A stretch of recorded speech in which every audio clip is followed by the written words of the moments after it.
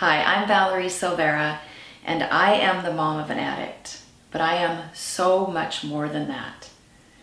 Let me just tell you a little bit about my story, my journey on what I call the roller coaster from hell, and how I finally pulled the emergency brake and got off.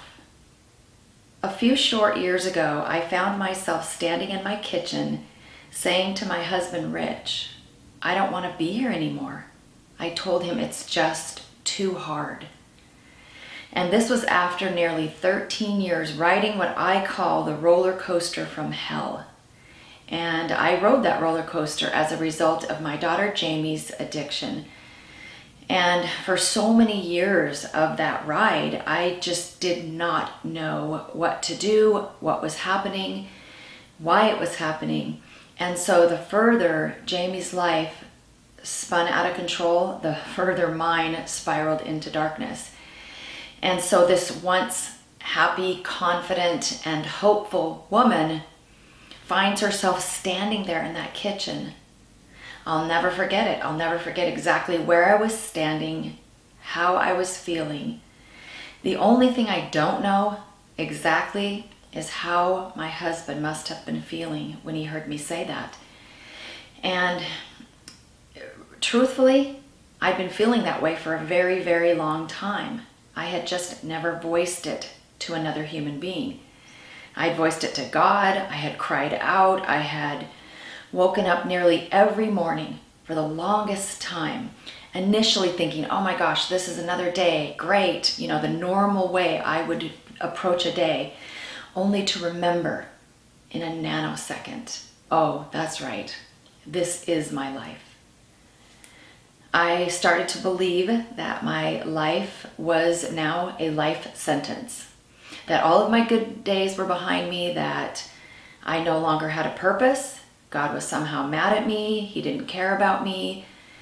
And my life was pretty much ruined unless Jamie stood up and took on her addiction beast and literally stood over it for I don't know how long. It would have to be a really long period of time because anytime she was clean, I was a disaster, just waiting and wondering when it was going to happen again. And so when you live that way for a long time, for a lot of years, when you watch somebody that you love so much on a freight train headed toward a brick wall, it really does number on you. I lost my confidence. I couldn't seem to make anything happen. And I was the kind of person that could make things happen. If I really wanted something, if I was determined, I could always figure out a way. I'm a person that can figure things out. My brain works pretty well figuring lots of different things out. And it seemed that for the last couple of years or so of my life to that point, I couldn't figure anything out. I literally could not make anything happen. I couldn't seem to make a meal that tasted right anymore.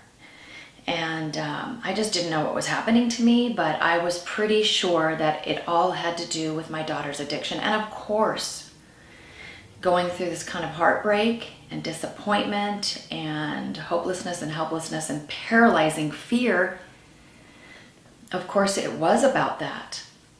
But unfortunately, what I wasn't recognizing and realizing is that as those years wore on, and as I tried desperately to help her, to save her, to guilt trip her, to convince her, to make her to, come up with that one thing, that magical thing I could say that would change everything for her, as that continued on, I was changing. And so even if my daughter had become clean, I had to do something. I had to do something to take my life back.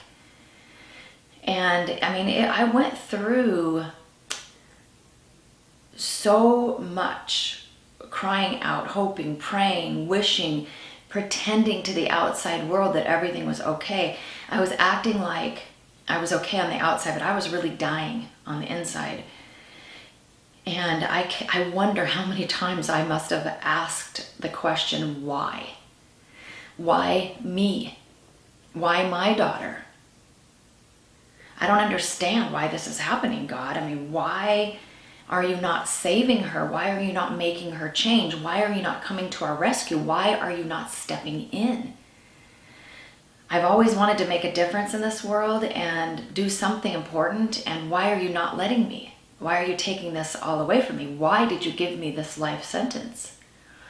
These were the kind of things that were going around in my mind and even in my heart, day after week after month after year. And when you ask why me enough times, eventually you're going to become a victim. And so I was a victim. I felt as if life had really handed me an unfair life sentence, and it just wasn't fair because my daughter was raised well, okay? I'm far from perfect, far from it. I was obviously not the perfect mother because there doesn't exist one, but I tried really hard to be a good mom. You know, why did my daughter shoplift a week after she was at Bible camp when she was 15 years old? I taught her about honesty and integrity. We lived in a nice home. She had nice things she didn't want for anything. Why is this happening? And no matter how many times I asked why, it just kept happening. No matter how many times I asked that question, it just kept happening. And things just did not seem to get better no matter how much I tried, no matter how much I tried to force Jamie to change, no matter how many times I stepped in, no matter how much enabling I did, no matter how many times I bailed her out. Nothing seemed to change. She did have some short periods of being clean, but they were very, very short. And so once again, I would ask why. And then the interesting thing is that while all of this was happening with my shattered heart, everything else in my life started to fall apart too. Finances and my relationship with my husband was not doing well. My relationship with other people, I was becoming the old woman in the cave. In fact, I wrote a story in my book, Still Standing After All the Tears. I shared this story called The Old Woman in the Cave. And it's exactly how I was feeling. I had really begun to isolate myself and became singularly focused on Jamie and her addiction. And even though I was going through the motions of life, I was not really present. And I don't know if everybody else knew it, but I knew it. So it was destroying me. Little by little, I was self-destructing. No matter how I looked on the outside, it was happening. And so again, I would ask these questions over and over and over. Why? Why is the smartest person that I know, the most gifted girl I've ever met, why is she crashing? Why would she choose drugs and a lifestyle that turns out to have gang members in it? Why would she choose these people over this wonderful, amazing family that she has that loves her so much and has been there for her entire life? Why would she choose that? It makes no sense. Why would she quit playing select softball when she loved it so much and she was so good at it? Why would she quit youth group when she was so on fire for God? Why? Did it seem that she didn't want to be with us? Why? Why, God? Why? And so there I was, standing in my kitchen, telling my husband that I don't want to be here anymore. And I wasn't about to go take my life, but it is how I was feeling. It felt like I had this dark cloud hanging over my heart 24 hours a day, 7 days a week, every moment of every single day, and I couldn't shake this dark cloud. It was as if I had somebody whispering in my ear, and it turns out I identified this as the beast, and the beast is definitely not from God, and these beasts will do everything they can to separate you from God and to convince you that you're not worth it and to keep you down on that mat. And that is how I felt, as if I was down on this mat and my beast was on top of me with his claws around my throat, and he would whisper in my ear and scream in my face constantly every single day, "You're a terrible mother. It must be your fault.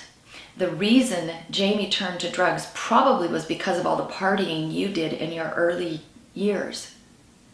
That's probably why. It's your fault because you got married too young and married the wrong person and got divorced so young. It doesn't matter that we had a great life and I had a wonderful time being a single mom. I still had that constant noise, that constant self-talk in my ear saying it had to be something that I did. I worked too much. It doesn't matter that you taught her about honesty and integrity and hard work and all of that, and you taught her about God. None of that matters because you worked too much. I figured it had to be that. Maybe it was that I married rich and she didn't want a stepfather and they didn't get along the best initially, and maybe that was it. I moved her to Bellevue, Washington, which was a beautiful area, and she went to great schools and everything. But maybe it was because I moved her. It didn't matter that I had moved just about every 2 years until I got to high school, and I didn't end up addicted to drugs. It didn't matter. That self-talk, that beast was constantly there. So it felt like I was down on this mat. And maybe you can identify with this. And this beast was on top of me with his claws around my throat, whispering in my ear and screaming in my face every moment of every day. No wonder I lost my self-confidence. No wonder I lost my self-worth. No wonder I had no more hope. No wonder I nearly lost my faith. No wonder. Because this constant barrage, this attack on me constantly, and I began to believe it all. Because it seemed like every time I would try to get up, he would just slam me right back down to the mat or just say that one thing that had me feeling guilty. So I began to live in a world of guilt and shame. I was ashamed. What must other people think of me? It didn't matter that those that knew me best, that had been around for all of my mothering years, it didn't matter that they told me I was a good mom. It didn't matter that I thought I was a good mom. You know, the results were clear to me.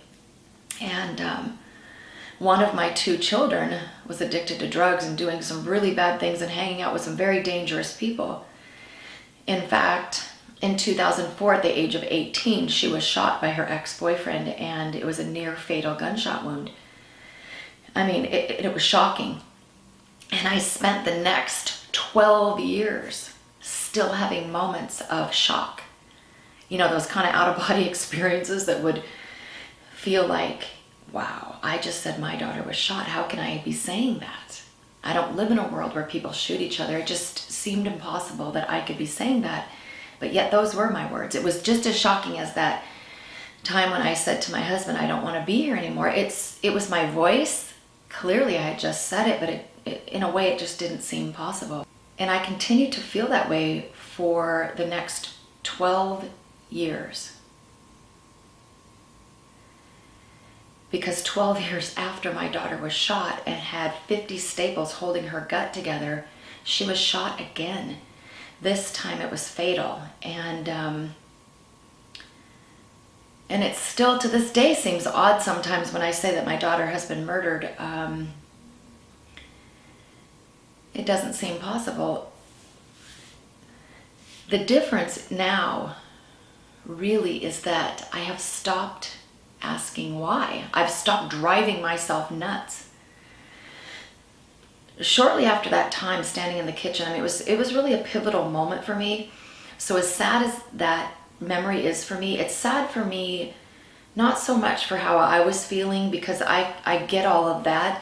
The thing that makes me the saddest about that moment was wondering how it must have made my husband Rich feel. And I've asked him that, but I don't know if he would ever really be able to communicate how that must have felt when the person he loved most in this world said, I don't want to be here anymore. So I'm sure he must have felt like he wasn't enough. And he knew that there was nothing he could do to change all of that. And so it probably left him so helpless, as if he wasn't already feeling all of that. So I do feel badly that I put him through that, but that's how I was feeling, and I expressed it that day. The good news is that me expressing I don't want to be here anymore turned out to be a pivotal moment in my life. Because shortly after that, I made the decision to stand up and fight. I decided that that was not acceptable, and I was going to figure out how to even get just a little bit happier. I wasn't going to live the way I was anymore. I decided that was not going to be my legacy. I was not going to leave that legacy for my son, Sean.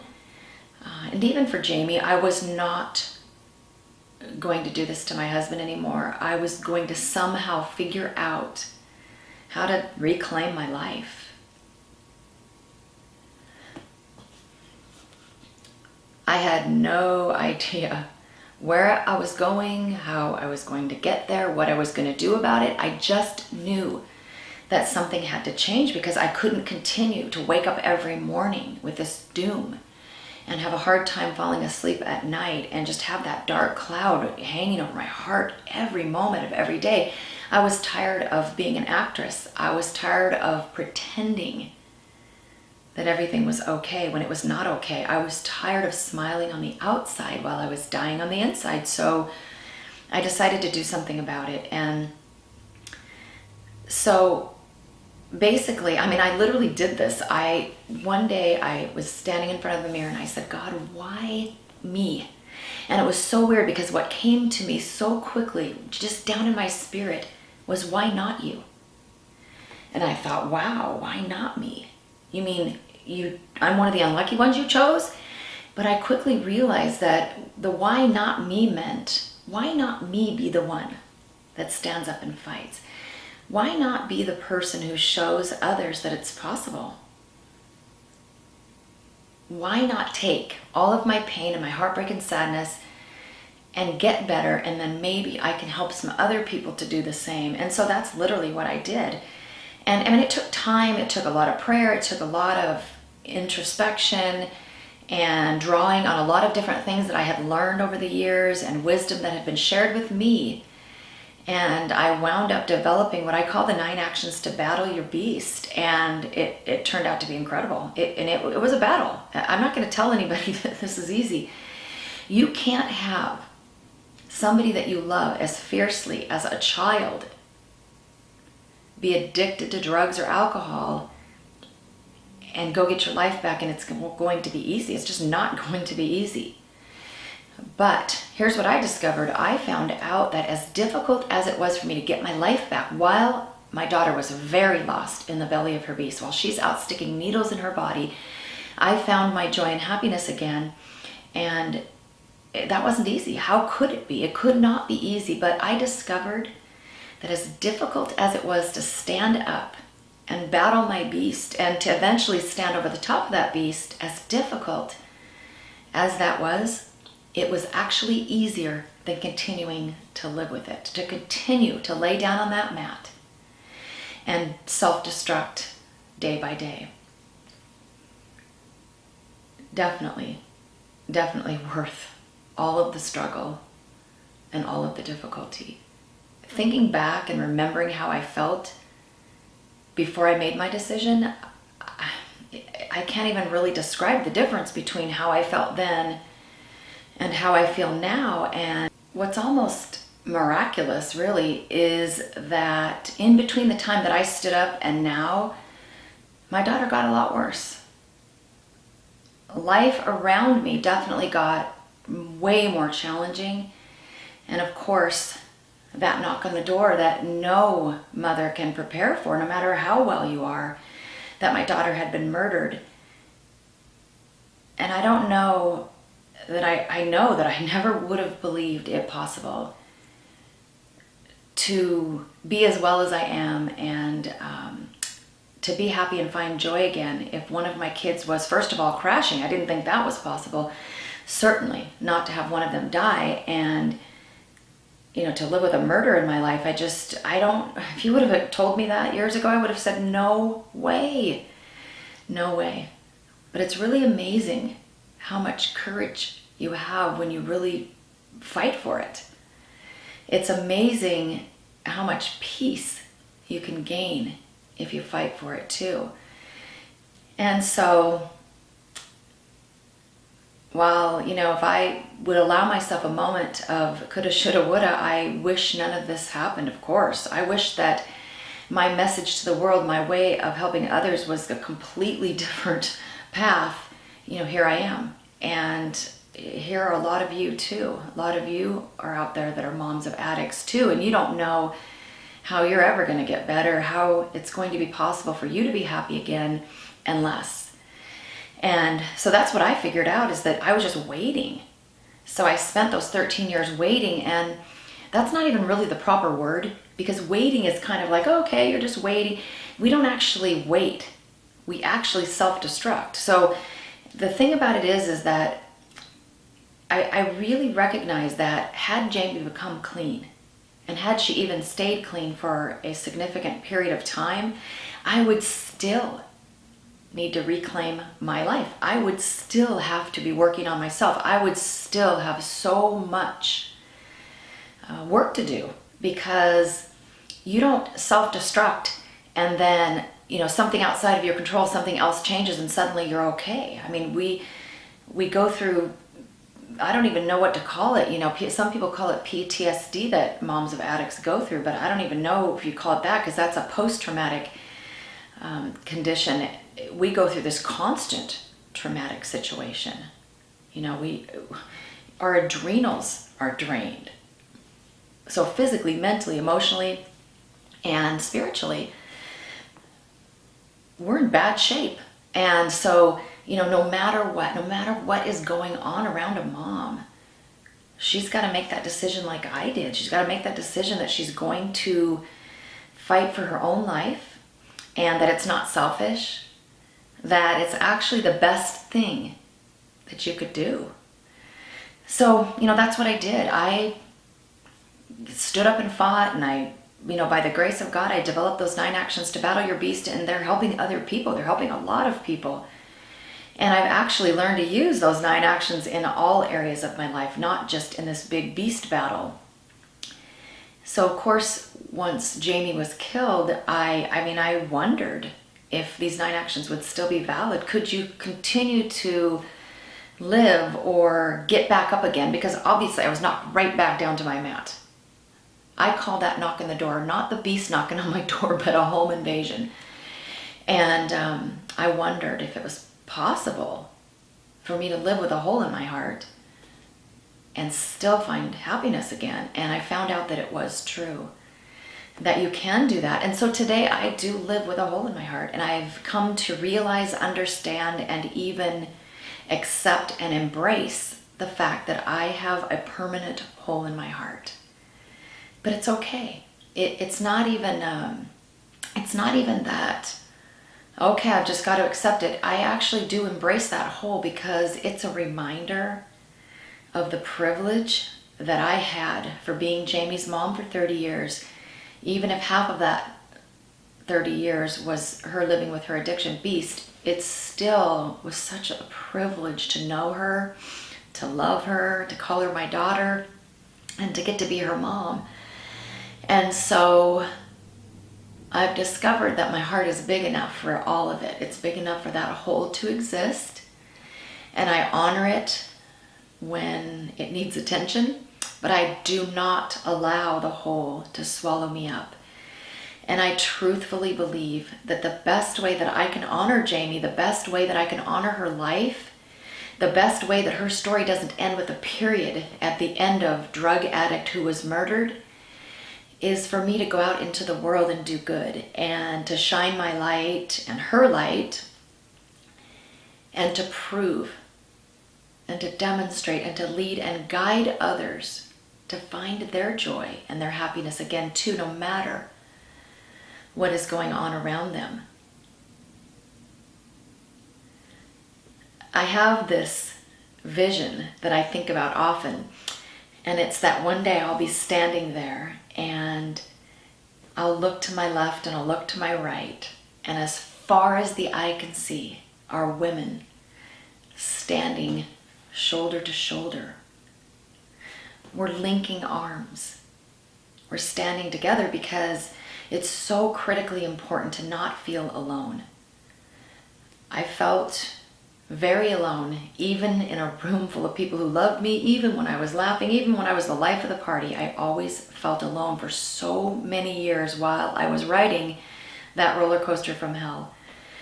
And so I think really what happens is most people wait. They just wait for something to get better, and then they won't have to change. But I'm here to tell you, when you've gone through hell, when you've gone through something, devastating that's shattered your heart into a million pieces, no matter what happens on the outside, no matter if somebody else gets better, no matter if circumstances do change for the better, you're still going to be that person who was self-destructing. You're still going to be that person who changed. And so you're going to have to work to get yourself back. Here's the good news. I'm actually not the same person I was before all hell broke loose. In so many ways, and really important ways, I'm a far better person than I was before all hell broke loose. So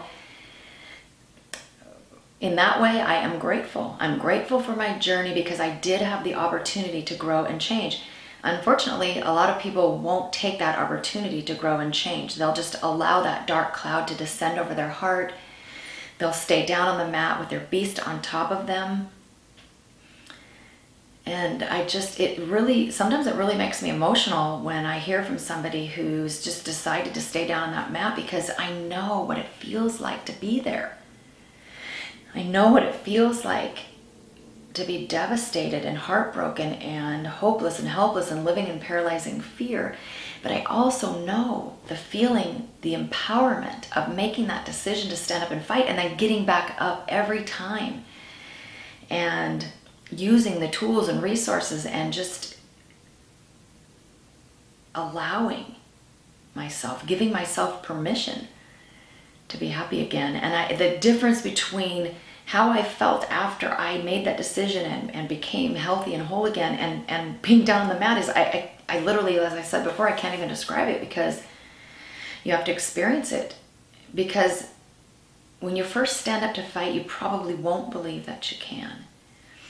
But the good news is that no matter how you feel today, you can, because all it takes is a tiny, tiny bit of hope. Just a tiny bit of hope and a shred of self-confidence. And if you can't stand up for yourself, you can stand for somebody else. I initially stood up mainly for the sake of my son, Sean, because I was realizing that even though I was her mom and it probably affected me the most, it affected him in a different way. In fact, after Jamie died, he told me one day, "You know, Mom, Jamie and I are the only two people on the planet that share the same DNA." And, that's significant for him. That was a bond, and he became an only child overnight. And even before she died, he was becoming an only child. And so it really wasn't fair to him to not only lose his first best friend and his only sibling, but to watch his mom self-destruct. I really started to think how selfish of me to allow myself to self-destruct right in front of my own son. It just wasn't right. And I actually came to another conclusion, but this was after I stood up to fight, after I developed the 9 actions to battle your beast and all of that. It took me a little longer to figure this one out, but I was putting so much pressure on Jamie. I literally placed my happiness on her shoulders, and that just wasn't right. It wasn't fair. How could I do that to her? She's battling this vicious beast, and I'm placing my happiness on her shoulders too. But we do that. We do that in all sorts of relationships. We make other people responsible for our happiness.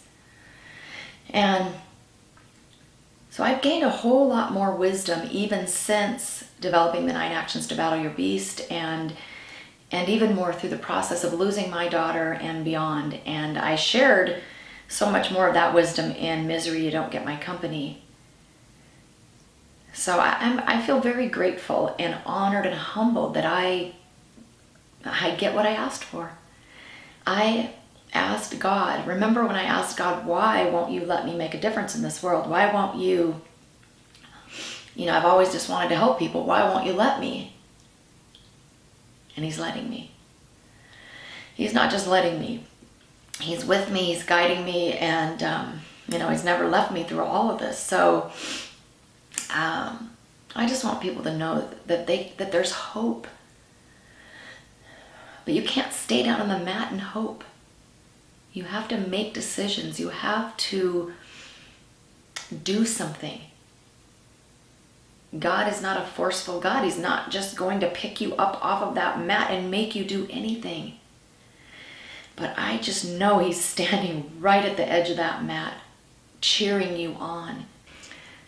Life is a puzzle, and everybody's here for a reason, for a purpose. And thankfully, if somehow we mess up a purpose, God's always got another one, a backup plan and another backup plan.